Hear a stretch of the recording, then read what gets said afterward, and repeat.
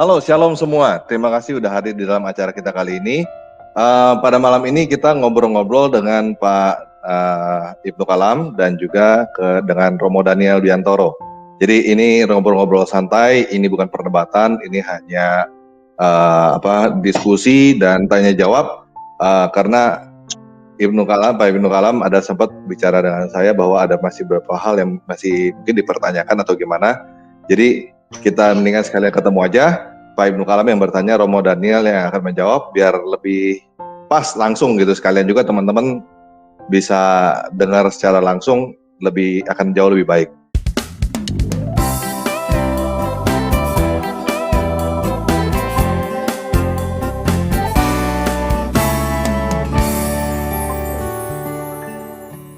Shalom Romo Daniel, shalom Pak Ibnu Kalam. Shalom Pak Ibnu Kalam, shalom Ya, Pak Aris. Shalom. Ya, oke, mungkin bisa langsung dimulai aja dari Pak Ibnu Kalam kali. Silakan Pak Ibnu Kalam. Ya, selamat malam buat seluruh penonton yang ada di Indonesia. Mudah-mudahan percakapan saya dengan Romo Daniel Biantoro bermanfaat bagi kita semua. Karena yang terpenting adalah kebangkitan kita masing-masing, ya, bahwa kita akan dibangkitkan dan itu adalah untuk hidup yang kekal. Karena ini sangat penting sekali untuk kita perhatikan baik-baik demi untuk masa depan kita, di mana kehidupan kekal itu akan kita dapatkan. Itu yang kata-kata pembukaan dari saya. Silahkan, Rob. Jadi kita mau membahas apa sekarang Pak Ibnu? Apa yang ingin ditanyakan? Apa yang ingin Ya, saya masih terganjal dengan di Kitab Wahyu itu, di mana Bapak memegang gulungan itu diserahkan kepada anak. Sementara itu saya memperoleh informasi bahwa Bapak di sini adalah kiasan. Sedangkan menurut saya Bapak itu bukan kiasan, artinya Bapak itu betul-betul ada sebagai teofani dari Roh Allah itu. Nah, apakah pemahaman saya ini keliru atau benar, Romo? Silakan. Ya, jadi yang dipertanyakan Wahyu pasal berapa, Pak? Pasalnya yang berapa? Yang ada memegang gulungan itu. Oh ya, coba kita lihat di dalam Wahyu pasal 6, Pak. Coba kita lihat di Kitab Wahyu itu. Di Kitab Wahyu. Ya, Wahyu pasal 6. Wahyu pasal 6 kita lihat. Kita harus perhatikan juga bahwa kitab Wahyu itu memang kitab yang bersifat simbolik, ya. Jadi tidak semuanya dapat dimengerti. Wahyu 57. Wahyu 57 yang saya perhatikan. Iya, coba kita lihat. Nah. Kita baca di dalam Wahyu 5 ayat 7 ya. Coba bacakan itu. Ya, sudah betul ini. Lalu datanglah anak domba. Wahyu 5 ayat 7.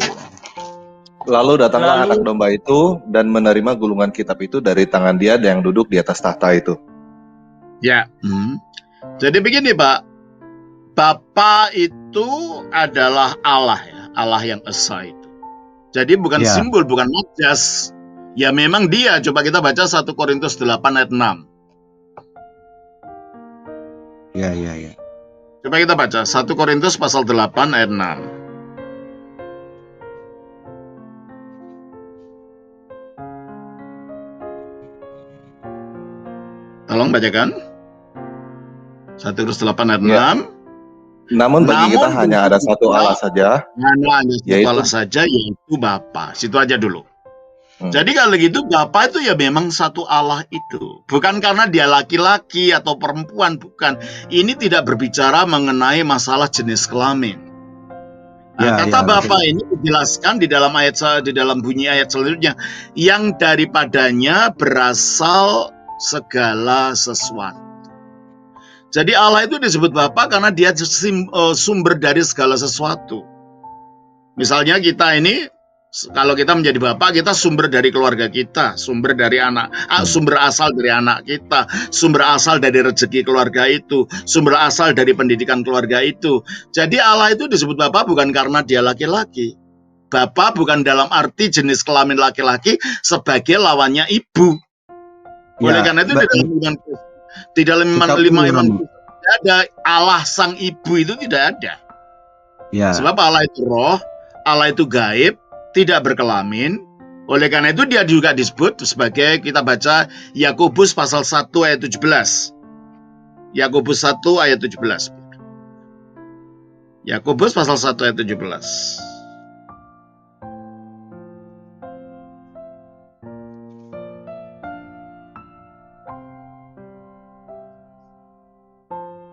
Setiap pemberian yang baik dan setiap anugerah yang sempurna datangnya dari atas, diturunkan dari Bapa segala terang. Kalau disebut sebagai Bapa segala terang, kalau ini artinya adalah jenis kelamin, apa dia punya istri yang wujudnya terang lalu punya anak segala terang ini? Pasti tidak. Dia disebut Bapa segala terang, artinya dia sumber dari segala terang, baik terang yang bersifat fisik maupun terang yang bersifat rohani. Karena Allah itu sendiri adalah terang. Tuh, itu satu. Ya. Dan yang kedua, bahwa ini bukan kiasan, memang nyata ada Bapa itu. Ya, kita baca di dalam Injil Matius pasal yang ketiga. Injil Matius pasal yang ketiga, ayatnya yang ke-15.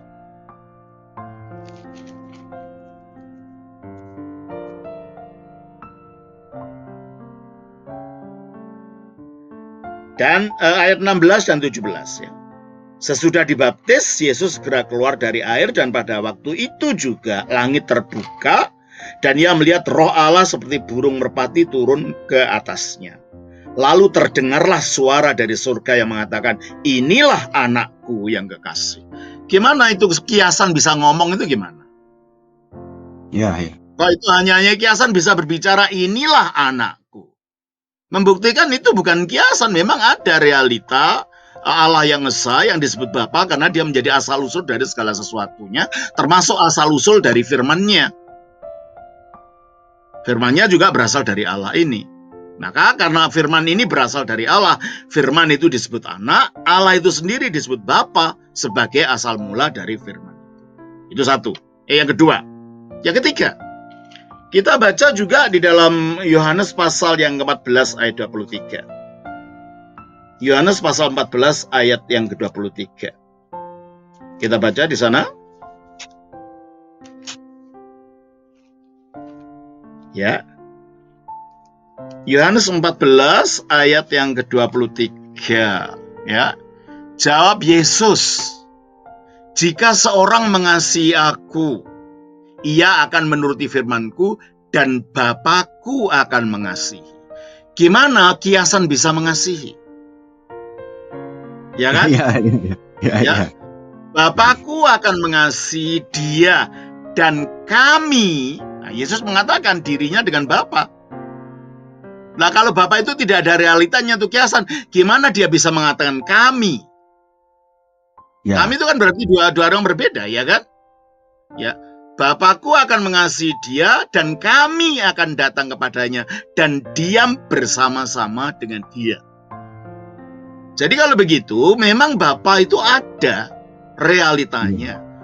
Karena dia dapat mengasihi. Bukan saja dapat mengasihi manusia. Sejak kekal terhadap hubungan kasih antara Bapa dan Putra, antara Allah dan firman-Nya di dalam dirinya yang esa itu. Coba kita baca di dalam Yohanes pasal 14 ayat yang ke-27. Yohanes 17 ayat 24. Terbalik. Yohanes 17 ayat yang ke-24. Ya, kita baca Yohanes 17 ayat 24. Begini. Kita lihat di sini. Ya Bapa, ini ketika firman itu jadi manusia berdoa kepada Allah dan menyebutnya Bapa. Ya. Kalau dia ada kias gimana bisa disebut? Gimana dia bisa menyampaikan doa kepada sesuatu yang hanya kiasan? Ya kan? Ya, Ya Bapa, aku mau supaya dimanapun aku berada, mereka juga berada bersama-sama dengan aku. Mereka yang telah Engkau, gimana kiasan bisa disebut Engkau? Mereka yang telah Engkau berikan kepadaku agar mereka memandang kemuliaan-Ku yang telah Engkau berikan kepadaku, sebab Engkau telah mengasihi aku sebelum dunia dijadikan. Jadi sebelum ada ciptaan, Bapa itu mengasihi firman-Nya atau mengasihi putra ini. Sehingga ada hubungan timbal balik, Bapa mengasihi putra, sebaliknya putra juga mengasihi Bapa. Kias, majas, tidak mungkin punya kasih. ya, betul. Tidak mungkin ada hubungan cinta kasih. Jadi kalau di sini engkau mengasihi aku, putra juga mengatakan begitu. Aku mengasihi Bapa. Coba kita baca dalam Yohanes 14 ayat 23, ayat 14 ayat 31. 14 ayat 31 kita baca.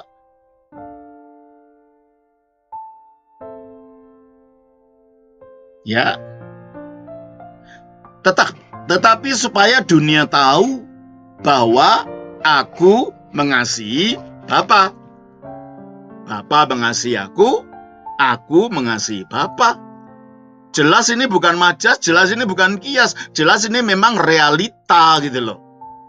Bahwa Allah mengasihi firman, firman mengasihi Allah itu sendiri karena memang tinggalnya di dalam Allah. Jelas ini Pak ya? Ya, jelas sekali. Pertanyaan selanjutnya, apakah Bapak itu berteofani? Artinya Bapak bisa ada, bisa... yang berteofani itu hanya firman-Nya. Coba kita baca Yohanes 1 ayat 18. Yohanes pasal 1 ayat 18.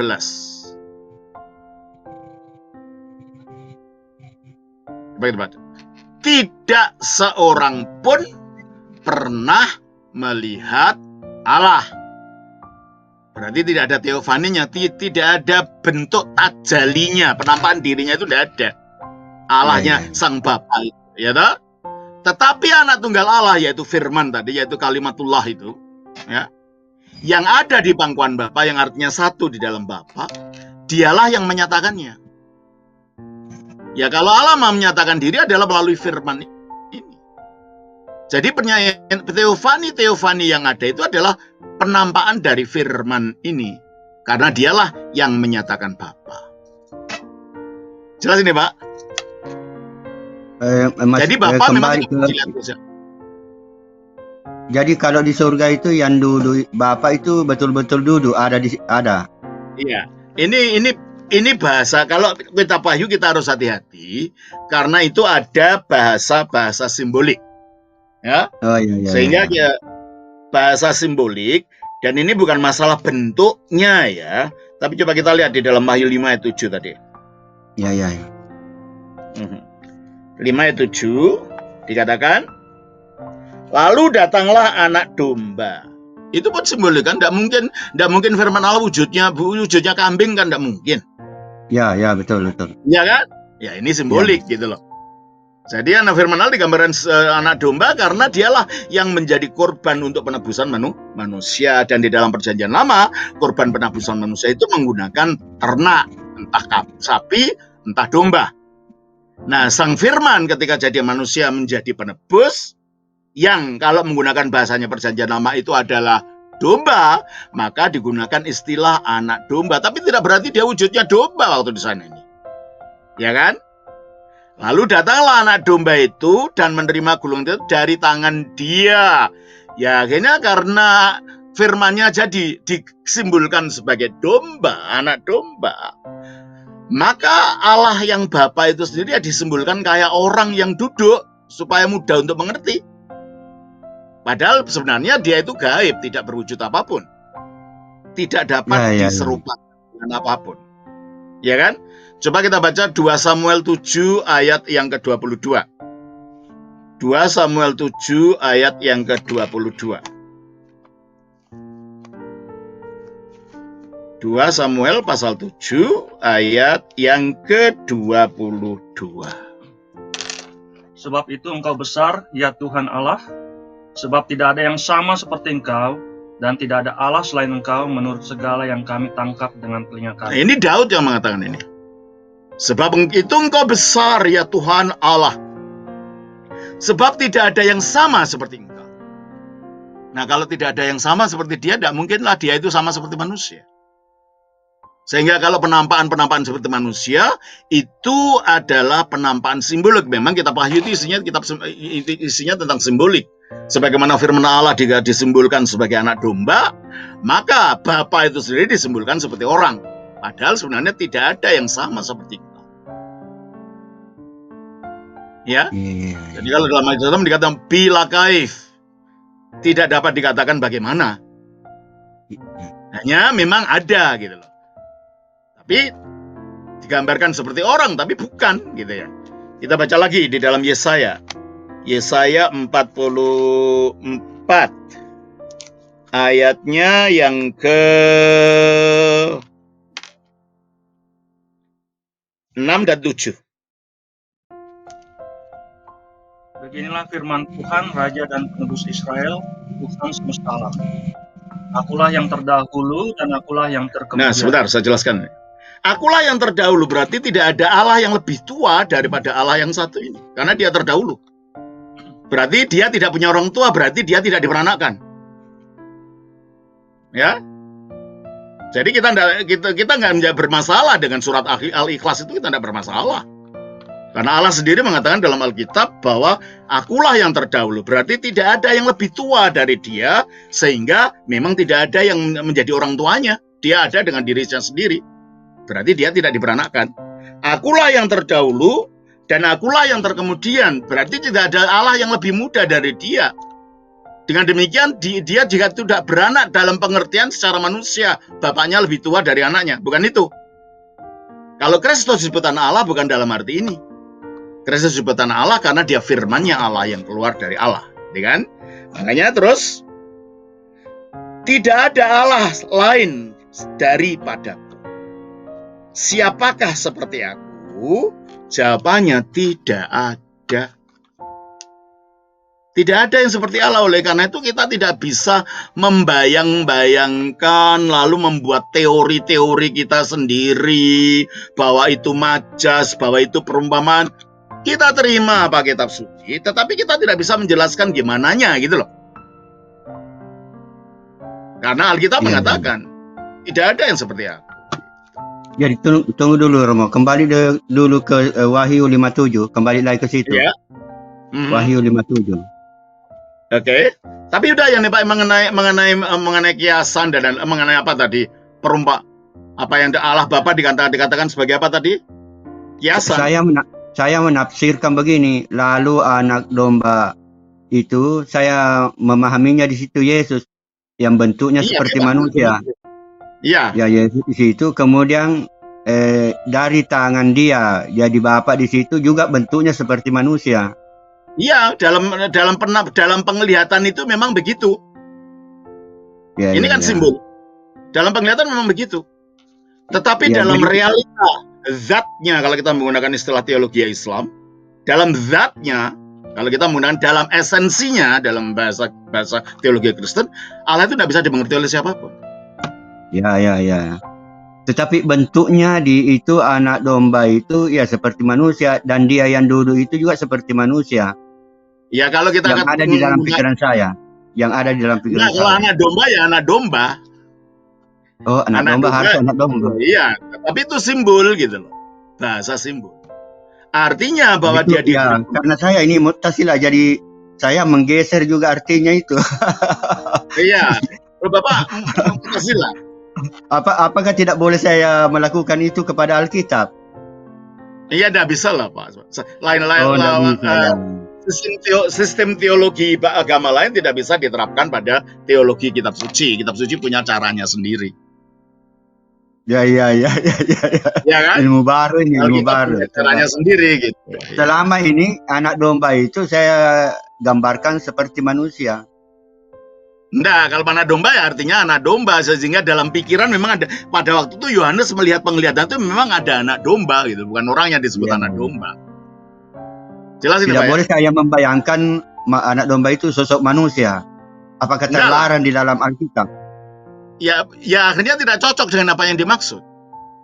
Seperti kata Ya, Bapa itu ya dalam artian sudah dijelaskan oleh kita apa artinya Bapa. Tidak boleh lalu kita buat tafsiran sendiri. Bapa itu artinya apa tadi? Majas ya.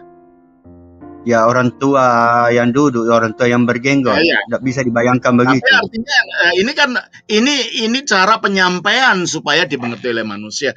Tapi dalam realitanya tak seorang pun pernah melihat Allah dan tidak ada yang disamakan dengan Allah, kan gitu dalam realitanya. Ya kan? Ya. Selama ini saya pahami begitu. Wahyu 57 itu anak domba itu ya Yesus. Kemudian dia Ya. yang duduk itu adalah bapaknya. Sama-sama bentuknya seperti manusia. Ya enggak lah, kalau anak domba, bapaknya itu wajah digambarkan, disimbolkan seperti manusia. Tetapi di dalam Alkitab tadi dikatakan Allah tidak dapat dilihat oleh siapapun. Berarti kalau dia berbentuk manusia, berarti bisa dilihat dong. Dan ya siapa yang seperti aku katanya? Tidak ada kan jawabannya, tidak ada yang seperti engkau. Nah kalau dia seperti manusia berarti ada persamaannya dong. Gitu kan? Jadi memang kita tidak bisa saya berdasar kepada penciptaan Adam itu. Allah menciptakan Adam sesuai dengan rupanya. Sehingga saya terjemahkan di situ anak domba karena anak domba itu hanya sebutan bagi saya. Nah, itu adalah ayat 6 coba ayat dari mana? Dari yang sama. ini ada Wahyu 57. Nah, ada pasal 6 ayat 6. Maka aku melihat di tengah-tengah takhta dan keempat makhluk itu dan di tengah-tengah tahta berdiri seekor. Ya. Ekor anak domba ya, kelihatannya ya memang binatang. Dalam penglihatan itu seperti binatang, tapi maknanya ya dia akan binatang. Ini adalah Kristus, memang betul itu Kristus. Hanya dalam penglihatan dia menampakkan diri seperti binatang untuk menunjukkan bahwa dia adalah korban penebus itu, korban penebusan itu, gitu loh. Tujuannya itu. Tetapi waktu saya baca ayat seperti itu tergambar di pikiran saya itu manusia bentuknya anak. Ya. Bagaimana itu Roma? Apakah boleh saya begitu atau tidak boleh? Pada waktu penglihatan itu dilihat, ya memang seperti seekor anak domba dan disembelih lagi. Ya. Ini kan disembelih dalam arti kan itu menunjukkan dia yang dikorbankan di atas salib itu. Tapi karena itu menggunakan bahasa simbol dari perjanjian lama, anak domba yang jadi penebus itu anak domba yang disembelih gitu loh. Itu bahasa-bahasa dari perjanjian lama itu. Ya. Mungkin bisa mungkin saya bisa perjelas lagi bahwa di dalam wahyu ini kan semua penglihatan. Yang dilihat pada saat penglihatan itu ya anak domba, ya benar-benar anak domba. Tapi secara literal, maksudnya secara kenyataan artinya bukan anak domba gitu. Karena itu dari seluruh wahyu itu adalah penglihatan gitu. Kan kayak di wahyu juga ada yang disebut naga kan, ada naga dan lain-lain. Begitu bukan berarti benar-benar naga. Dan itu sebenarnya sudah dijelaskan juga dalam wahyu bahwa itu artinya adalah negara gitu. Kan seperti itu kurang lebih, ada binatang gitu. Yang binatang. Ya binatang itu kan artinya negara gitu. Tapi pada saat penglihatan itu benar-benar binatang yang dilihat, yang bertanduk berapa segala macam itu benar-benar. Ya. Tapi coba artinya kita orang Indonesia itu percaya mimpi ya. Kita orang Indonesia kan percaya mimpi. Dalam mimpi ya, ini kan kelihatan kan semacam seperti mimpi meskipun bukan mimpi. Kalau orang mengatakan mimpi digigit ular, katanya mau dapat jodoh. Kan? Nah, tapi dalam mimpinya kelihatan ya memang ular gitu kan, bukan jodohnya itu, bukan kan? Contohnya seperti itu. Penglihatan ya semacam itu. Yang tuh dilihat oleh Yohanes ya memang anak domba dalam penglihatan itu. Hanya maknanya memang bukan itu, gitu loh. Jelas ya? Jadi artinya Alkitab tidak boleh dirubah-rubah begitu ke situ arahnya. Ya enggak boleh kalau kan punya prinsip namanya prinsip hermeneutik. Prinsip eksegesis, ada aturan-aturannya sendiri. Sama dalam Islam kan ada ilmu tafsir kan. Ilmu tafsir kan sudah ada kaidah-kaidahnya. Tapi kalau di Al-Quran saya juga rubah-rubah, misalnya tangan Allah saya rubah menjadi kekuasaan. Nah itu prinsip tafsirnya. Kita juga punya prinsip tafsir sendiri gitu loh. Jadi jangan kita prinsip tafsir daripada kitab suci lain kita gunakan menafsirkan Alkitab, nanti keliru malah. Ya. Ya, mungkin maksudnya kayak gini, benar nggak Romo, maksudnya gini, kayak tadi Pak Ibnu Kalam berkata kalau di Al-Quran itu kan, di Islam itu tangan Allah itu artinya kekuasaan gitu. Nah itu tidak Iya. bisa dimasukin ke dalam Alkitab gitu. Kalau ada tangan berarti itu artinya kekuasaan, itu nggak bisa gitu. Ya ada kemiripan sih di dalam ilmu tafsir itu. Kita ada namanya antropomorfisme. Kalau di dalam Islam namanya mutajassimah ya. Bentuk seperti manusia. Ya. Ada mutajassimah, kita di dalam bahasanya orang Kristen namanya antropomorfisme. Ya. Mutajassimah itu tidak bisa dimengerti secara literal. Ya, itu tadi Allah punya mata, bukan artinya matanya dua itu, tetapi itu menunjuk kepada kemahatauannya. Itu bisa begitu. Tetapi bedanya dengan iman Kristen, karena dalam iman Kristen firman-Nya Allah itu mempunyai teofani. Dan kalau menampakkan diri dalam teofani, bentuknya ya seperti orang, seperti malaikat. Jadi kalau berbicara mengenai Allah punya mata, yang dimaksud teofaninya ini gitu loh. Tapi dalam realitanya, ya Allah itu ya tidak bermata, tidak berkaki, tidak bertubuh, karena Allah itu adalah roh gitu loh. Dalam teofaninya ya.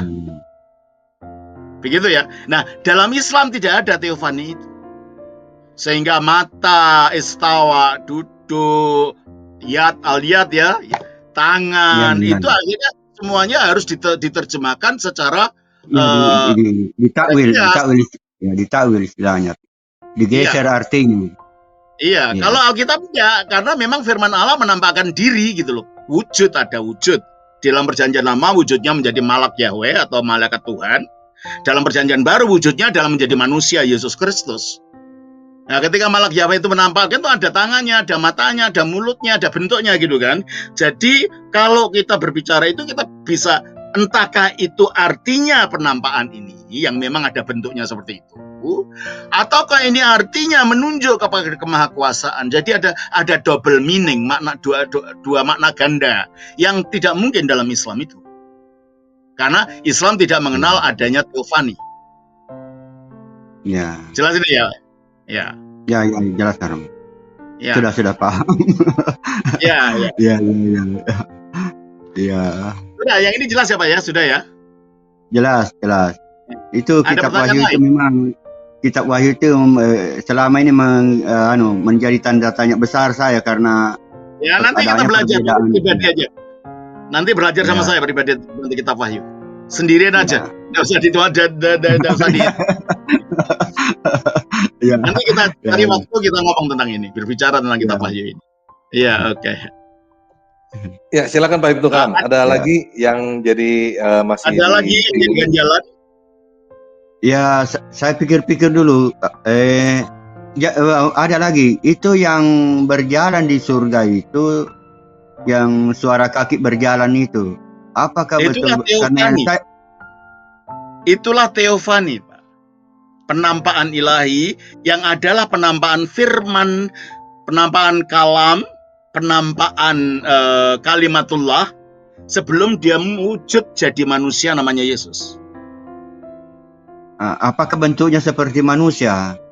Nah, kalau bisa berjalan-jalan, bisa dibayangkan seperti itu. Coba mari kita lihat. Kita bandingkan dengan penampakan-penampakan yang lain. Kita baca di dalam Kejadian, ya. Kita baca Kejadian 3 ayat yang ke-8. Tolong bacakan. Ketika mereka mendengar bunyi langkah Tuhan Allah yang berjalan-jalan dalam taman itu pada waktu hari sejuk, bersembunyilah manusia dan istrinya itu terhadap Tuhan Allah di antara pohon-pohonan dalam taman. Iya toh? Ketika mereka mendengar bunyi langkah Tuhan Allah, ya, kalau bunyi langkah ya berarti seperti kelihatannya ada kakinya gitu loh. Padahal kita tahu Allah itu roh. Ya kan? Nah, kalau gitu siapa ini? Inilah kalau di dalam Yohanes 1 ayat 18 tadi, tak seorang pun pernah melihat Allah. Tapi tidak mungkin ada suara kaki dan segala itu tidak mungkin. Tetapi anak tunggal Allah yang ada di pangkuannya, itulah yang menyatakannya. Berarti kalau itu adalah penampakan dari firman itu, anak tunggal Allah itu. Karena dia yang menyatakan Allah itu. Jelas ya? Nah, oleh karena itu ada Bisa saya penampaan yang bisa lain. saya membayangkannya seperti manusia, Romo? Apakah bisa saya Ya, memang. membayangkannya seperti manusia? Oh, memang. Pada waktu yang menampakkan diri memang seperti itu. Makanya kita bandingkan lagi. Bandingkan lagi penampakan yang lain. Kita baca dalam Kejadian pasal yang ke-16. Kita baca dalam Kejadian pasal yang ke-16. Ayatnya yang ke-7. Ini berbicara bagaimana Sarah dengan Hagar bertengkar. Dan Hagar akhirnya diusir karena Sarah tidak punya anak sampai tua. Hagar lalu dikawin sama Ibrahim, sama Abraham langsung hamil. Akhirnya dia menjadi sombong, nyonyanya direndahkan, nyonyanya marah. Dia diusir, ini ceritanya. Coba kita baca ayat 7. Lalu malaikat Tuhan menjumpainya dekat suatu mata air di padang gurun, yakni dekat mata air di jalan ke Syur. Jadi di sini malaikat ada sosok namanya malaikat Tuhan, yang kalau dalam bahasa Ibrani namanya Malak Yahweh. Ada sosok yang namanya Malak Yahweh. Ya, ternyata ini bukan malaikat biasa ini, ya.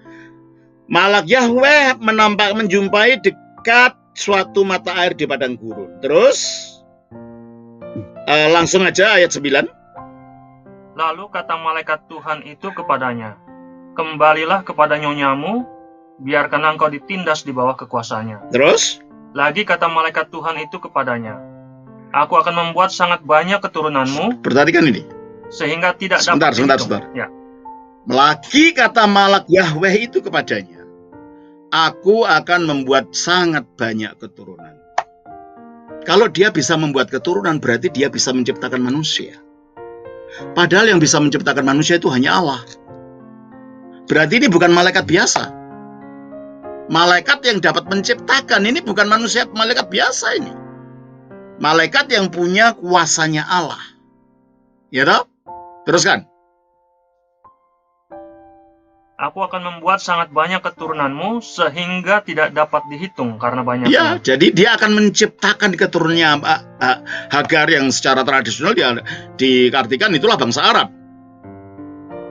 Itulah bangsa Arab. Ini keturunan Ismail gitu ya. Ini ada malaikat kok bisa punya kuasa seperti ini gitu ya. Terus ayat 6 ayat 13 kita langsung aja. Kemudian Hagar menamakan Tuhan yang telah berfirman kepadanya itu dengan sebutan, "Engkaulah El Roy." Nah, jadi yang berbicara pada Hagar tadi kan malaikat Tuhan. Yahweh, Malak Yahweh. Ayat 13 dikatakan yang berbicara pada Hagar itu justru Yahweh itu sendiri. Berarti ini ada Malak Yahweh yang punya kuasa seperti Allah, disebut sebagai Yahweh sendiri. Dan dikatakan kemudian Hagar menamakan Tuhan yang telah berfirman padanya itu dengan sebutan "Engkaulah El Roy." El Roy itu adalah bahasa Ibrani yang artinya Allah. El dari kata Elohim. Nah, Roy itu artinya melihat. El Roy, Allah yang melihat. Jadi kalau gitu Hagar sendiri menyebut malaikat Tuhan itu sebagai Yahweh dan bernama Allah yang melihat. Berarti kalau gitu ini bukan malaikat biasa. Malaikat yang mempunyai sifat dan kuasa ilahi. Jadi bukan malaikat ciptaan. Ini penampaan. Penampaan dari yang bersifat ilahi tadi. Kita baca lagi, ya. Beberapa pasal aja kita lihat. Kita baca lagi, bukan hanya dia menampakkan diri sebagai malaikat, dia juga bisa menampakkan diri sebagai manusia. Coba yang malaikat lagi, menampakkan diri pada Ibrahim, ya. Kita baca di dalam Kejadian 22 ayat 1. Kejadian 22 ayat yang ke-1. Ya. Setelah semuanya itu Allah mencoba Abraham. Ia berfirman kepadanya, "Abraham," lalu sautnya, "Ya Tuhan." Ayat 2. Firman-Nya, "Ambillah anakmu yang tunggal itu yang kau kasihi, yakni Ishak. Pergilah ke tanah Moria dan persembahkanlah dia di sana sebagai korban bakaran. pada salah satu gunung yang akan kukatakan kepadamu. Akhirnya dibawalah pergi Ishak ini. Ayat 11. Ayat 11 dari Tetapi berserulah malaikat Tuhan dari langit kepadanya. Abraham, coba ayat 10 dan ayat 10 dulu. Oke. Sesudah itu Abraham mengulurkan tangannya, lalu mengambil pisau untuk menyembelih anaknya. Tetapi berserulah malaikat Tuhan dari langit kepadanya. Yang berseru siapa? Malaikat Tuhan. Terus? Abraham, Abraham, sahutnya, ya Tuhan. Lalu ia berfirman, jangan bunuh anak itu, dan jangan kau apa-apakan dia. Sebab telah ku ketahui sekarang, bahwa engkau takut akan Allah. Bentar. Di sini malaikat Tuhan membedakan dirinya dengan Allah. Engkau takut akan Allah. Dia tidak mengatakan engkau takut akan aku, enggak. Engkau takut akan Allah, berarti dia membedakan dirinya dari Allah. Terus? Dan engkau tidak segan-segan untuk menyerahkan anakmu yang tunggal kepadaku. Kepadaku. Padahal yang memerintahkan tadi kan Allah di bawah ayat 1 itu. Jadi di satu pihak dia membedakan dirinya dari Allah, di satu pihak dia menyamakan dirinya dengan Allah. Ya. Jelas? Dia beda dengan Allah karena dia bukan Bapa, dia Putra, dia Firman. Dia sama dengan Allah karena Firman itu adalah Allah, gitu loh. Kalau kita menggunakan bahasanya Perjanjian Baru. Jadi yang menampakkan diri berjalan-jalan, yang ngomong ini, ya memang penampakan firman Allah sebelum dia turun ke bumi jadi manusia namanya Yesus. Bukan saja dia bisa menjadi malaikat, dia juga bisa menampakkan diri sebagai manusia. Coba kita baca di dalam Kejadian pasal 18. Tolong bacakan. Ayat 18. Pasal 1. Pasal 18 ayat 1. Kemudian Tuhan menampakkan diri kepada Abraham dekat pohon tarbantin di Mamre. Jadi dalam ayat ini yang menampakkan diri adalah Yahweh. Yahweh menampakkan diri kepada Abraham dekat pohon tarbantin di Mamre. Terus? Sedang ia duduk di pintu kemahnya waktu hari panas terik. Ketika ia mengangkat mukanya, ia melihat 3 orang. Nah, perhatikan. Tuhan Yahweh menampakkan diri, tapi yang dilihat 3 orang. Ya kan? Jadi dia menampakkan diri sebagai orang. Terus kita baca, kita lanjutkan ayatnya yang ke-16. Lalu berangkatlah orang-orang itu dari situ dan memandang ke arah Sodom. Dan Abraham berjalan bersama-sama dengan mereka untuk mengantarkan mereka. Ya, jadi ada yang berangkat ke Sodom, ke tempatnya Lot. Dan ternyata yang 2 orang itu malaikat biasa. Coba kita baca ayat pasal 19 ayat 1. Romo, boleh saya potong bentar, Romo? Kalau nggak salah di sini kan dikatakan malaikat yang Yahweh yang turun ini kan makan juga ya, Romo? Saya lupa ayatnya berapa ya? Makan kan di sini kan, makan pemberian dari Abraham kan yang dipotong oleh Abraham. Iya. Jadi penampakan itu bisa menampakkan diri seperti makanya makan secara real kan ya? Makan secara real kan, bukan kiasan kan? Penampakan wujud manusia kok. Ya. Oke. Coba ayat 22, kita baca ayat 22. Lalu berpalinglah orang-orang itu dari situ dan berjalan ke Sodom. Tetapi Abraham masih tetap berdiri di hadapan. Nah, berarti dari 3 orang yang menampakkan diri itu, yang 2 pergi ke Sodom, yang 1 tetap dengan Abraham dan dikatakan Abraham tetap di hadapan Yahweh. Berarti yang 1 penampakan dari Yahweh, yang tak lain adalah malaikat Tuhan juga. Yang 2 malaikat biasa. Coba kita baca pasal 19 ayat 1. Kedua malaikat itu. Nah, 2 orang itu ternyata malaikat. Terus? Tiba di Sodom pada waktu petang.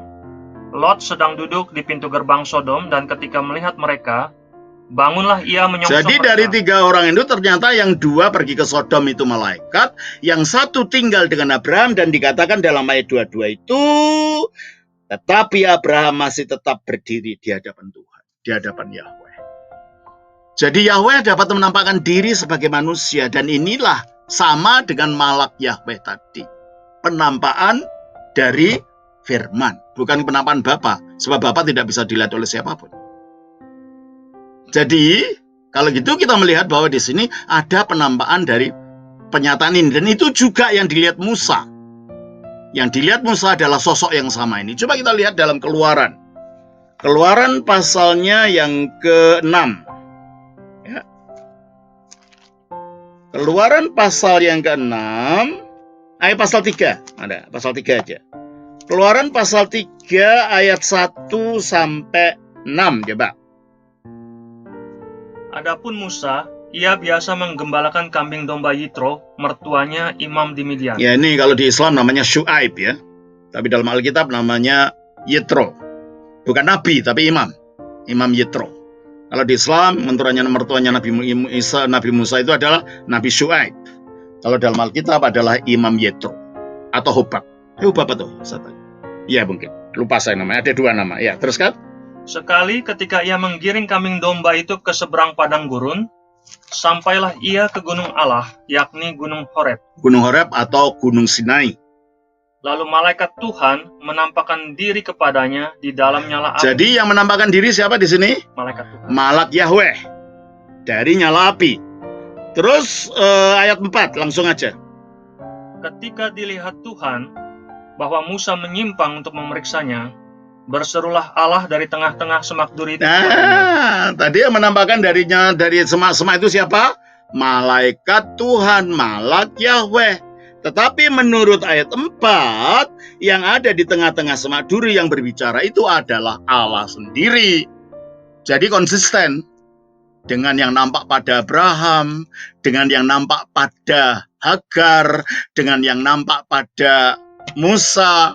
Ini ada sosok yang disebut malaikat Malak Yahweh yang mempunyai otoritas seperti Allah dan kuasa seperti Allah dan yang mempunyai hakikat seperti Allah. Tapi beda. Nah, itulah firman itu. Nah, oleh karena itu akhirnya Perjanjian Baru menjelaskan. Kalau gitu yang dilihat Musa ini siapa? Kita baca Ibrani pasal yang ke-11. Ya. Ibrani pasal yang ke-11. Di dalam Ibrani pasal 11 kita baca begini. Ayatnya 24 sampai 26. Ya. Karena iman, maka Musa setelah dewasa menolak disebut anak putri Fir'aun. Karena ia lebih suka menderita sengsara dengan umat Allah daripada untuk sementara menikmati kesenangan dari dosa. Ia menganggap penghinaan karena Kristus. Stop. Kristus belum lahir ini. Pada waktu zamannya Musa. Kenapa dikatakan ia menganggap penghinaan karena Kristus? Kristus yang mana? Kristus yang dilihatnya di padang gurun, di semak belukar. Kristus yang dilihatnya di Gunung Sinai. Kristus yang selama itu menampakkan diri dalam wujud teofani. Itu berarti kalau begitu, yang menampakkan diri di dalam Perjanjian Lama selama ini bukan Allah Bapa, karena tak seorang pun pernah melihat Allah, tetapi Kristus ini yang menampakkan diri sebagai manusia dalam Kejadian 18, menampakkan diri sebagai Malak Yahweh di dalam kepada Abraham, kepada Hagar dan kepada Musa, dan berjalan-jalan seperti orang kepada Nabi Adam, bukan Nabi ya, kepada Adam, ya. Kepada Adam. Jadi kalau begitu, penampakan Allah di dalam Perjanjian Lama itu adalah penampakan firman. Permantaan kalimatullah sebelum dia turun menjadi manusia, berwujud manusia Yesus Kristus. Jadi kalau dalam Perjanjian Lama ada disebutkan dia jalan-jalan, dia iyalah karena Kristus kan menampakkan diri dalam wujud manusia, dalam wujud malaikat. Gitu. Jadi kalau dikatakan dalam Islam semua nabi itu agamanya Islam katanya, ya toh? Menurut Alkitab semua nabi itu percayanya Kristus dari dulu gitu loh. Yang ketemu dengan Adam di Tanaman Eden berjalan-jalan itu ya Kristus belum jadi manusia. Yang bertemu dengan Abraham itu ya Kristus dalam wujud Malak Yahweh. Yang bertemu dengan Musa ya Kristus, itu dikatakan dalam Alkitab. Oleh karena itu, kalau dikatakan bahwa semua nabi itu agamanya Islam, menurut kitab suci kita bukan Bukan, karena yang dipercaya orang-orang ini, nabi-nabi ini, tokoh-tokoh ini, semuanya adalah penampakan Kristus. Gitu loh. Ya. Jadi yang nampak dalam perjanjian lama ini adalah firman Allah sebelum dia jadi manusia. Itulah sebabnya ketika firman itu jadi manusia dalam perjanjian baru, sosok namanya Malak Yahweh itu tidak ada. Tidak ada dalam perjanjian baru. Kenapa? Dia sudah jadi manusia permanen kok. Makanya tidak muncul lagi sosok namanya Malak Yahweh itu, karena dia sudah ada di dalam diri manusia Yesus.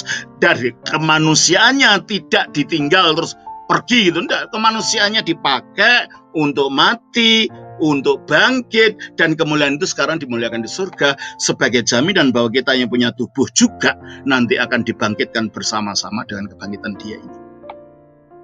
Itulah sebabnya dalam perjanjian baru nggak ada sosok Malak Yahweh ini, karena firman telah menjadi manusia. Coba kita baca dalam Yohanes pasal 1 ayat 14.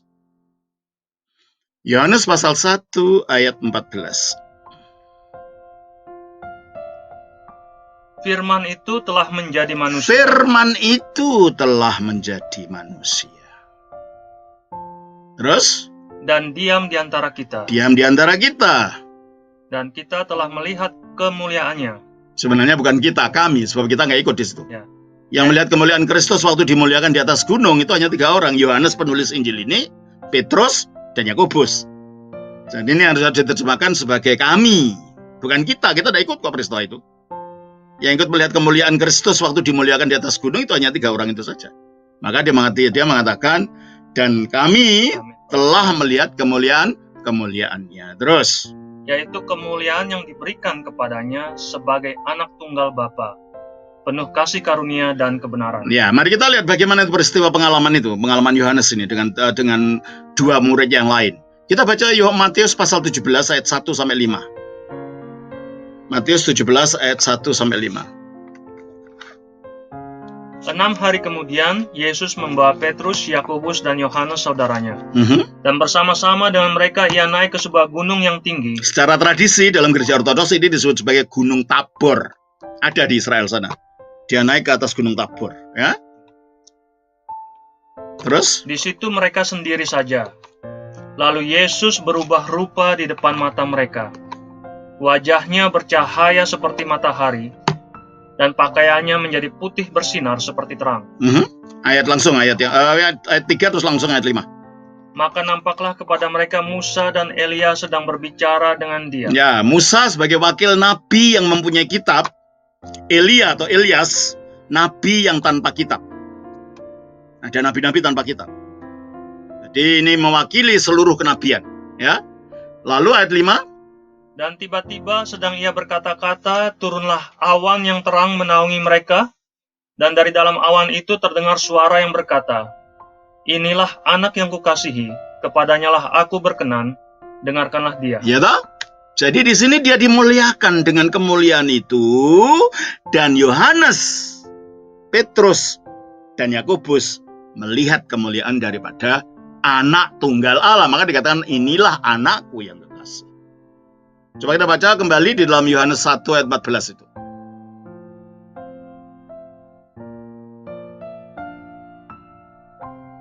Firman itu telah menjadi manusia. Firman itu telah menjadi manusia. Terus? Dan diam di antara kita.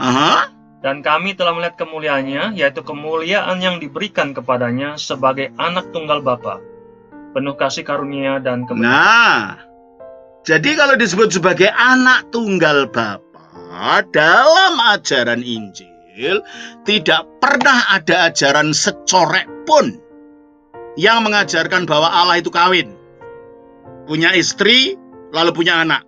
Bukan, tidak ada itu. Karena Yesus disebut anak Allah bukan dalam arti itu. Yesus disebut anak Allah karena dia itu firman. Firman itu tinggalnya di dalamnya Allah, seolah-olah pikiran Allah itu mengandung firman-Nya itu. Lalu firman itu keluar dari Allah, seolah-olah dilahirkan. Itulah sebabnya firman itu disebut anak, karena terkandung dan terlahir. Coba kita baca dalam Yohanes 8 ayat yang ke-44. Ayat 42, maaf. Yohanes 8 ayat 42. Kata Yesus kepada mereka, "Jikalau Allah adalah Bapamu, kamu akan mengasihi aku, sebab aku keluar dan datang Iya ke toh? Allah." Kalau dia keluar dari Allah, ya bukan wujud fisiknya. Karena wujud fisiknya kan keluar dari Maryam. Wujud keberadaannya sebagai firman sebelum jadi manusia itu keluar dari Allah. Seperti kata-kata saya keluar dari saya. Ya, jika Allah adalah Bapamu, kamu akan mengasihi aku sebab aku keluar dan datang dari Allah.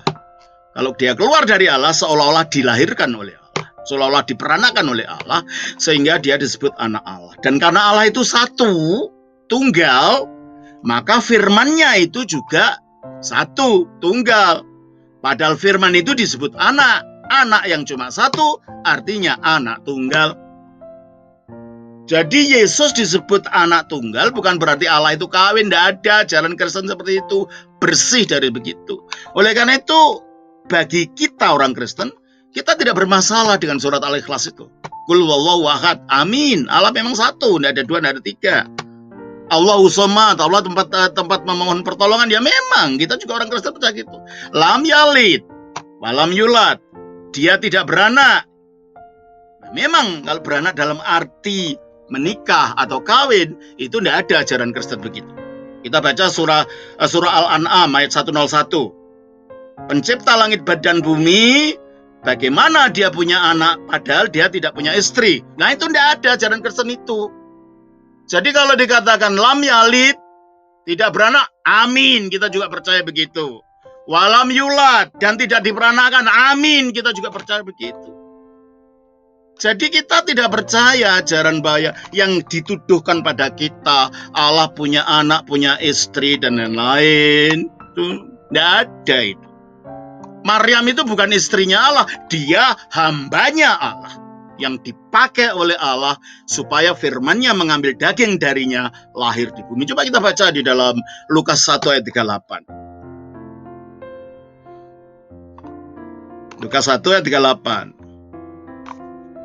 Kata Maria, "Sesungguhnya aku ini adalah hamba Tuhan." Tidak ada dikatakan sesungguhnya aku itu ini istrinya Tuhan, Masya Allah. Kalau menggunakan istilahnya orang Islam tuh, tidak ada itu dalam pikiran Kristen itu.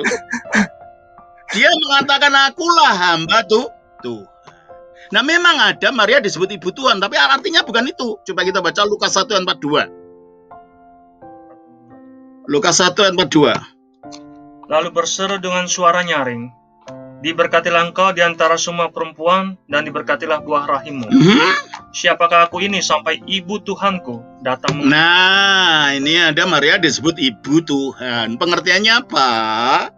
Pengertiannya karena yang dikandung Maria itu adalah Tuhan Yahweh itu sendiri yang menampakkan diri selama itu, yaitu Malak Yahweh. Dan Tuhan itu tidak bisa berubah. Sebelum masuk dalam perutnya Maryam, ya dia Tuhan. Ketika dalam perutnya Maryam, ya tetap Tuhan. Kalau berubah bukan Tuhan lagi. Nah dalam arti inilah Maria disebut ibu Tuhan. Karena bayi yang dikandung itu bukan hanya sekedar manusia biasa, tetapi penjelmaan daripada firman Allah yang adalah Allah. Jadi bukan karena Maria itu istrinya Allah, nggak ada pemikiran itu. Jadi Maria disebut ibu Tuhan ini kaitannya dengan anak yang dikandung.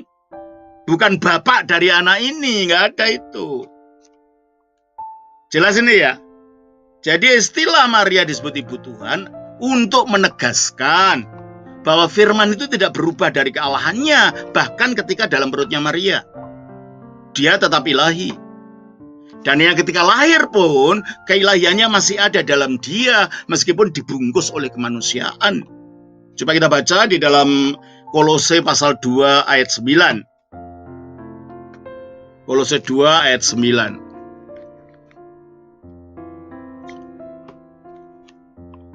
Sebab dalam dialah berdiam secara jasmania seluruh kepenuhan kealahan. Sebab dalam dialah, dia itu satu orang, berarti satu pribadi. Jadi Kristus punya satu pribadi saja, bukan dua. Berdiam secara jasmania. Jasmania itu kodrat ilahi. Berarti Kristus yang satu pribadi ini punya kodrat jasmani, maaf. kodrat manusiawi. Seluruh kepenuhan kealahan itulah kodrat ilahi. Berarti Kristus itu punya dua kodrat. Kodrat manusiawi dan kodrat ilahi pada pribadi yang satu. Itu semirip dengan Quran. Quran itu menurut ajaran Islam tidak diciptakan. Ada di sisi Allah, ada di Lauhul Mahfudz, kan gitu. Berarti kan kekal. Lah, yang kekal itu ya ilahi lah.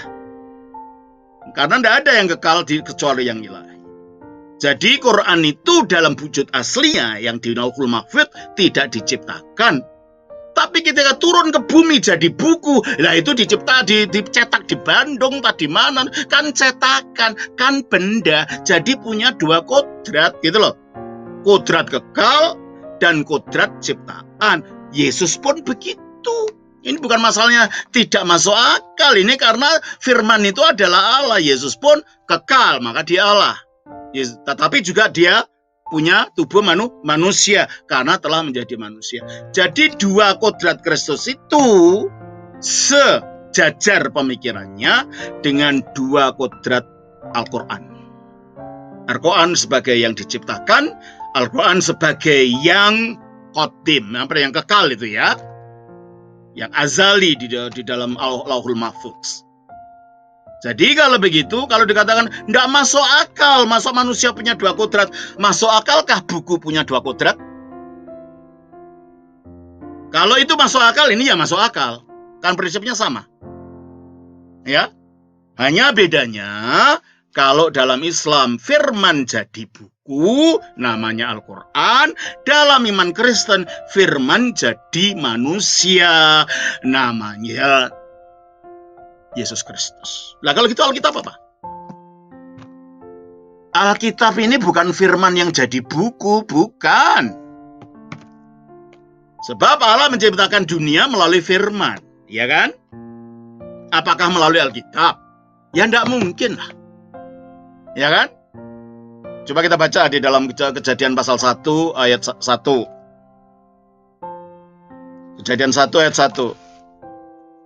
Pada mulanya Allah menciptakan langit dan bumi. Pada mulanya Allah menciptakan langit dan bumi. Ayat yang ketiga.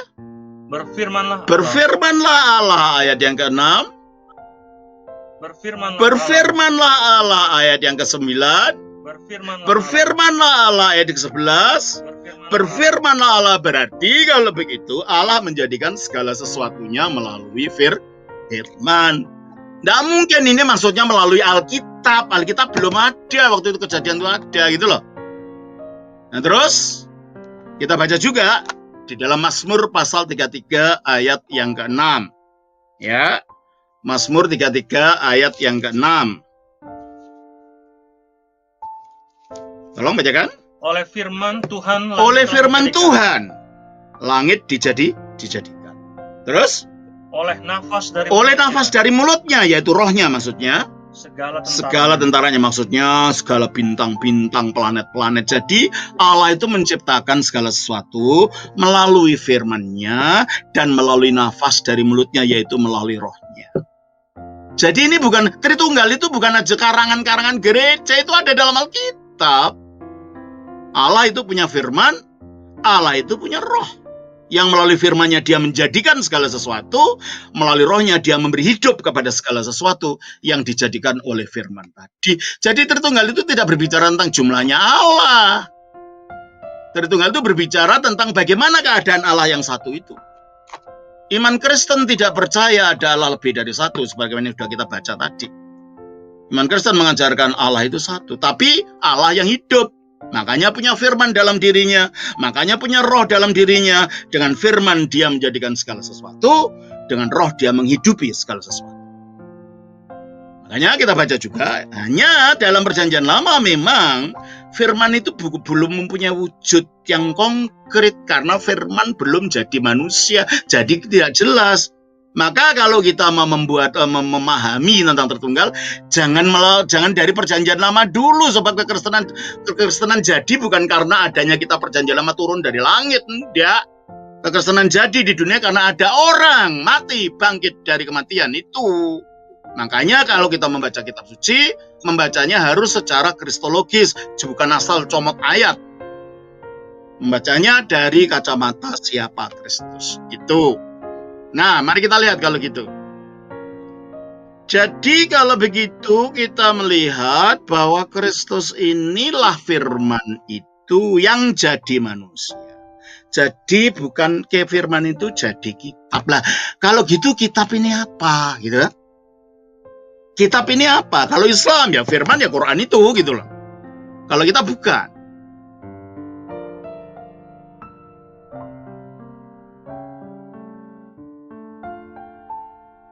Halo, Shalom Romo. Kayaknya terputus ya ini ya. Ya, kayaknya Romo Daniel terputus nih.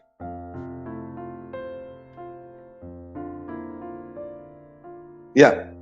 Jadi Shalom, Romo. Alkitab ini bukan firman yang jadi buku, tidak. Sebab dunia tidak diciptakan oleh Alkitab. Alkitab belum ada waktu dunia jadi. Ya kan? Tapi firman itu sudah ada. Dan firman itu akhirnya jadi manusia. Alkitab itu apa gitu? Alkitab itu kesaksian yang diilhami oleh Roh Kudus tentang Sang Firman. Kesaksian ilahi yang diilhami Roh Kudus tentang Sang Firman. Sehingga dengan demikian ini dapat dikatakan firman tertulis, tapi tujuannya untuk bertemu dengan firman itu. Makanya kita orang Kristen tidak harus bahasa asli. Kalau bisa bahasa asli ya boleh-boleh saja untuk mengajar supaya nggak salah. Tapi bukan itu, karena tujuannya bukan supaya hafal bunyi ayatnya, tapi tujuannya supaya bertemu yang menjadi isi kesaksian dari kitab ini, yaitu bertemu Kristus. Itulah Sang Firman itu. Coba kita baca di dalam Yohanes pasal 20. Yohanes pasal 20 ayatnya yang ke-21. Yohanes pasal 20 ayatnya yang ke-21. Maka kata Yesus sekali lagi. Bukan, Yohanes 20. 20 ayat 30, maaf. Ayat 30. Memang masih banyak tanda lain yang dibuat Yesus di depan mata murid-muridnya yang tidak tercatat dalam kitab ini. Tetapi semua yang tercantum di sini telah dicatat, supaya kamu percaya bahwa Yesuslah Mesias. Nah, jadi ini dicatat, kalau gitu ini dibaca, supaya kamu percaya bahwa Yesuslah Mesias anak Allah. Jadi kalau gitu tujuan membaca kitab suci untuk bertemu Yesus ini. Sebab dialah firman itu.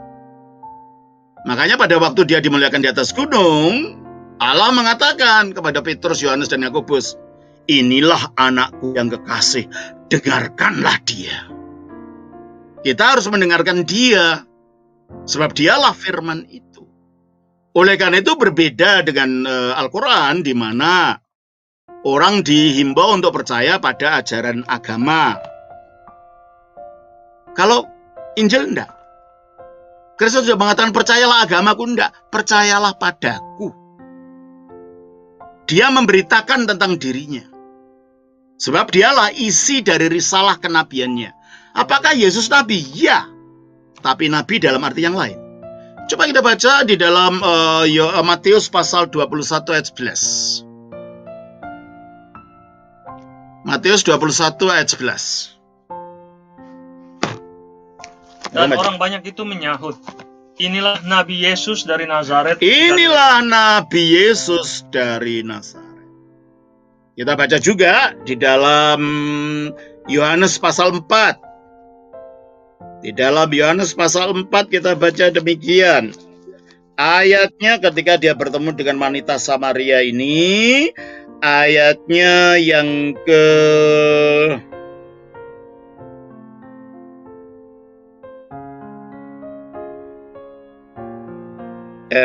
sebentar. Ayat 19, coba bacakan. Kata perempuan itu kepadanya, Tuhan, nyata sekarang padaku bahwa engkau seorang nabi. Engkau seorang nabi, dan Yesus tidak menolak disebut itu. Dan di dalam Markus pasal yang ke-6. Kita baca Markus pasal yang ke-6.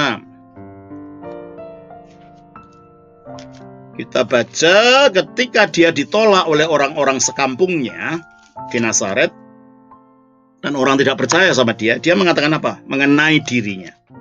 Coba kita baca pasal yang ke-6, ayat yang ke-4. Maka Yesus berkata kepada mereka, seorang nabi dihormati di mana-mana kecuali di tempat asalnya sendiri, di antara kaum keluarganya dan di rumahnya. Jadi orang lain mengatakan dia nabi, dia sendiri mengatakan dirinya nabi. Jadi Yesus memang nabi. Nah, nabi itu apa sih? Nabi itu orang yang dipilih Allah dan diberi firman untuk disampaikan pada orang lain. Di dalam Alkitab, ya istilahnya harus dibedakan ya. Kalau dalam Islam, nabi adalah orang yang menerima wahyu yang tidak diperintahkan untuk menyebarkan pada orang lain, tentu dirinya sendiri. Sedang rasul itu orang menerima wahyu untuk disebarkan pada orang lain. Jadi setiap rasul adalah nabi, tapi setiap nabi bukan rasul menurut Islam. Ya, kalau dalam Kristen enggak, nabi itu, dan itu hanya laki-laki kalau dalam Islam nabi itu. Kalau dalam Kristen enggak, dalam Injil Alkitab enggak. Nabi bisa laki-laki, bisa perempuan. Ada nabi perempuan namanya Huldah, Nabi Ana, itu yang di dalam kitab dalam kitab Lukas itu. Jadi kalau dalam Alkitab nabi itu boleh perempuan, tapi orang ini menerima firman dari Allah untuk disampaikan kepada orang. Nah, Yesus. Apakah Yesus itu nabi? Ya. Tapi bedanya kalau nabi-nabi yang lain adalah orang yang menerima firman. Kalau Yesus adalah firman itu yang jadi orang. Nah, ini bedanya.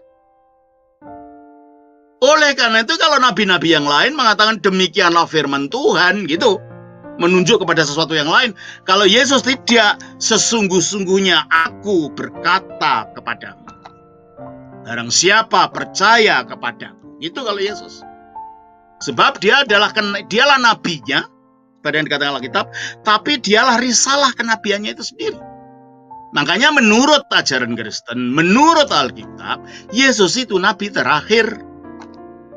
Kita baca di dalam Ibrani pasal 1 ayat 1 dan 2. Ibrani pasal 1 ayat 1 dan 2. Setelah pada zaman dahulu, Perhatikan itu. Zamannya kapan? Dahulu. Setelah pada zaman dahulu, Allah berulang kali berbicara. Jadi berbicara kepada Adam ya bicara, kepada Nuh ya berbicara, kepada Abraham ya berbicara, terus berbicara pada nabi-nabi ya, berulang kali. Dan dalam berbagai caranya macam-macam. Ada cara mukjizat membelah laut, ada cara penampakan seperti Malak Yahweh tadi, ada cara macam-macam. Berbagai cara. Terus berbicara kepada nenek moyang kita, maksudnya nenek moyang bangsa Israel, dengan perantaraan nabi-nabi. Jadi zaman dulu itu cara Allah berbicara itu dengan perantaraan nabi-nabi. Jadi nabi-nabi itu untuk zaman dulu. Ya. Ayat 2. Maka pada zaman akhir. Nah, maka pada zaman akhir ini, teruskan. Ia telah berbicara kepada kita dengan perantaraan. Bukan perantaraan nabi lagi. Ia berbicara dengan perantaraan anaknya, yaitu firman-Nya sendiri yang turun ke bumi. Ngapain harus nabi? Kan nabi hanya mendapat sedikit-sedikit dari firman. Ini enggak, firman itu seutuhnya turun ke bumi jadi manusia. Maka dalam ajaran Kristen, dalam Alkitab, Yesus itu nabi terakhir dan wahyu pamungkas, kepenuhan segala wahyu. Maka di dalam penampakannya di atas gunung tadi, Allah mengatakan, inilah anakku yang kekasih, maksudnya firman yang jadi manusia. Kepadanya aku berkenan. Dengarkanlah dia. Bukan dengarkanlah kitab, enggak. Dengarkanlah dia, Yesus ini. Itulah sebabnya orang Kristen tidak menunggu nabi sesudah Yesus. Tidak ada nabi sesudah Yesus karena itu sudah terakhir. Nah, kalau dalam Islam, ini kita bandingkan saja. Dalam Islam, dikatakan bahwa Nabi Muhammad itu sebagai nabi terakhir, khataman nabiin. Khatam itu artinya materai segala nabi. Tapi Alkitab mengatakan Yesus itu sebelum Nabi Muhammad datang sudah dibenteraikan oleh Allah. Coba kita baca di dalam Yohanes 6 ayat 27. 6 ayat 27. Bekerjalah bukan untuk makanan yang akan dapat binasa, melainkan untuk makanan yang bertahan sampai kepada hidup yang kekal, yang akan diberikan anak manusia kepadamu. Sebab dialah yang disahkan oleh Bapa Allah dengan meterainya. Dialah yang disahkan oleh Bapa Allah dengan meterainya. Dia diberi khatam oleh Allah, oleh meterai oleh Allah. Sudah selesai. Sudah dia tidak ada lagi. Karena meterainya ada pada dia, gitu loh. Jadi sebelum ada orang disebut sebagai meterai segala nabi, Yesus itu lebih dulu diberi meterai ini oleh Allah.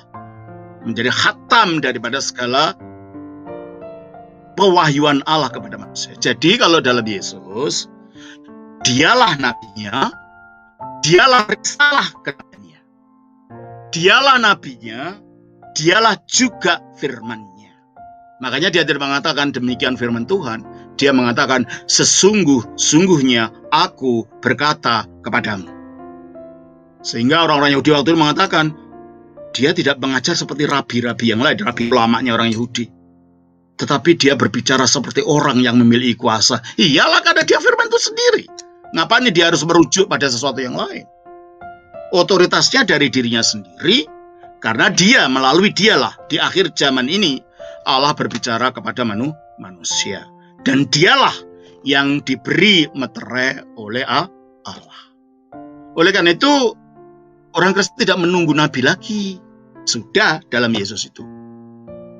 Ada orang Mormon punya nabi namanya Joseph Smith. Orang Advent punya nabi namanya Nabi Ellen White. Dan banyak orang-orang lain yang menyebut dirinya nabi. Tapi bagi Kristen, bagi Alkitab, bagi ajaran ortodoks dalam hal ini, nabi terakhir ya Yesus itu. Dialah nabi karena dia firman yang jadi manusia. Dialah ilahi karena dia firman yang satu dengan Allah. Dialah imam karena dialah yang jadi manusia menjadi anak domba, mempersembahkan korban domba yang adalah tubuhnya, lalu korban itu diangkat kembali ke surga sebagai imam. Jadi Yesus itu mempunyai sisi-sisi yang luar biasa gitu loh. Tidak bisa dilihat hanya satu sisi saja. Dia banyak sisinya. Ya Tuhan, ya Allah, ya Nabi, ya Rasul, ya macam-macam. Coba kita lihat, dia juga Rasul. Kita baca di dalam Ibrani pasal yang ketiga ayat 1. Ibrani pasal 3 ayat 1. Ayat 1.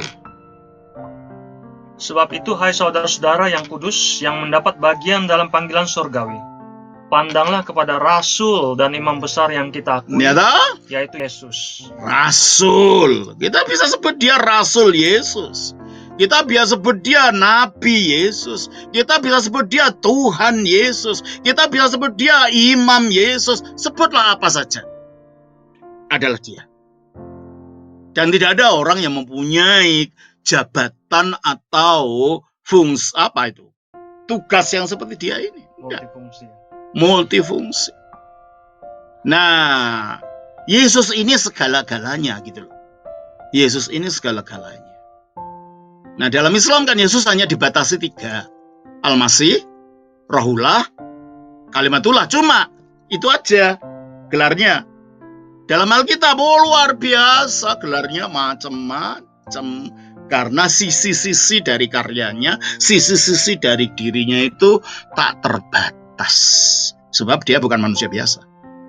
Dia adalah firman yang adalah Allah yang telah menjelma menjadi manusia. Bagi orang Kristen, dialah nabi terakhir. Bagi orang Kristen, dialah wahyu pamungkas. Dan itu ajaran Alkitab. Kita tidak bisa menggugat karena ini ajaran Alkitab, ajaran kitab suci, bukan karangan siapapun. Ini kitab suci yang mengatakan. Itulah sebabnya dia kekal. Karena firman itu bersifat kekal. Jam berapa sekarang? Jam 8. Ya, saya kira itu lewat 5 malah. Masih ada Romo. Ya. Satu lagi Romo. Ya, oke, gimana? Jadi kalau saya ditanya siapa yang saya sembah, bagaimana menjawabnya Romo? Kita menyembah Allah melalui Yesus. Sebagaimana orang Islam menyembah Allah melalui bahasa Arab. Mereka tidak boleh menyembah melalui bahasanya sendiri. Harus melalui ada perantaranya. Perantaranya wujudnya bahasa. Kenapa? Dalam Islam, wahyu itu berwujud kitab berbahasa Arab. Kita, firman itu berwujud manusia. Maka kita menyembah Allah melalui Yesus. Katanya, kalau Islam tidak ada perantara, ada bahasa itu. Karena firmannya jadi buku. Kalau orang Kristen ada pengantara, ya enggak. Kalau dikatakan enggak. Kenapa? Karena yang namanya manusia Yesus itu adalah firman-Nya Allah yang satu dengan Allah. Justru kita malah langsung pada Allah gitu. Kalau kita balik gitu loh. Jelas ini ya? Jadi kalau saya mengatakan saya menyembah Yesus, salah boleh. itu? Oh boleh. Boleh. Kalau mengapa? Karena firman itu adalah Allah. Allah itu berwujud manusia Yesus, tapi satu dengan Bapa. Jadi kita sembah salah satunya ya kita sembah yang satu itu. Kita sembah yang satu itu ya kita sembah Bapa, Putra, Roh Kudus gitu loh. Karena itu satu gitu. Jelas ini Pak ya? Ya. Ya. Ya, Romo, mungkin saya mau tanya Romo. Saya mau nanya sepintas doang, soalnya belakangan ini lagi pada hobi main sesat-sesatan Romo. Nah, yang pertama tentang Alkitab tadi Romo bilang Alkitab itu bukan firman Tuhan ya, tetapi kesaksian tentang firman Tuhan. Nah, itu aja ada banyak orang yang ya. Firman tapi dalam arti sekunder, bukan yang firmannya jadi manusia, bukan. Ya, itu ada yang saya dapat tanggapan begitu, kalau misalnya ngomong seperti itu langsung dianggap sesat Romo. Bilang Alkitab itu kesaksian tentang firman Tuhan, bukan firman Tuhannya gitu.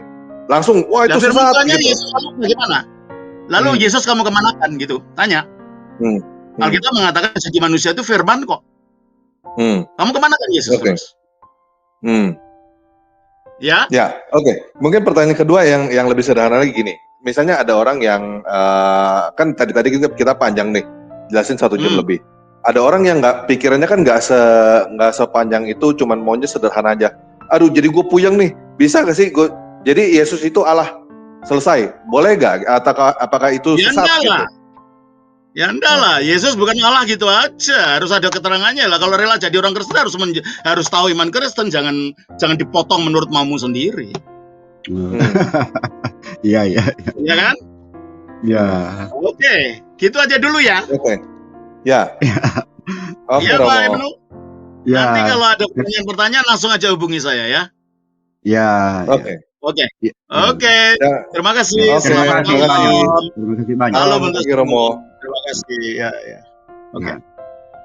Oke, Pak Ibnu Kalam, apakah ada yang pesan-kesannya atau bagaimana? Silakan Pak Ibnu Kalam. Ya, kesan-kesan saya begini, ada ilmu baru yang kayaknya perlu saya koreksi atau bagaimana? Apakah saya harus mengkoreksi atau tidak?